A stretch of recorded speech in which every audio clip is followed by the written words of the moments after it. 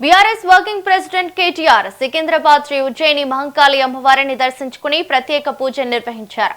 అనంతరం మాట్లాడుతూ బోనాలను రాష్ట్ర పండుగగా గుర్తించాలన్న డిమాండ్ను గతంలో ఎవరూ పట్టించుకోలేదన్నారు.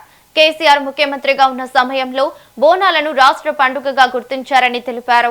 రాష్ట్ర ప్రభుత్వ బడ్జెట్ నుంచి 1800 కోట్లతో యాదాద్రి దేవాలయాన్ని అద్భుతంగా నిర్మించామని చెప్పారు.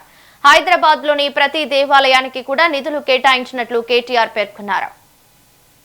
50 సంవత్సరాలుగా ఉన్నప్పటికీ ఎన్నడూ కూడా ఎవరు ఈ అద్భుతమైన పండుగను లష్కర్ బోనాలను ఉజ్జయిని మహంకాళి అమ్మవారి బోనాలను మరి రాష్ట్ర పండుగగా గుర్తించాలన్న డిమాండ్ను ఎవరు పట్టించుకోలేదు.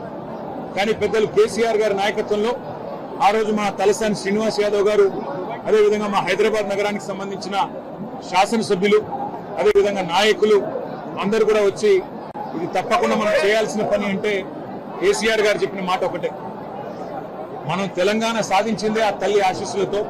అందుకే ఆ తల్లికి ఒక బంగారు బోనం కూడా సమర్పిద్దాం రాష్ట్ర ప్రభుత్వం తరఫున. దాంతో పాటు అత్యద్భుతంగా అధికారిక లాంఛనాలతో అధికారికంగానే మొత్తంగా మరి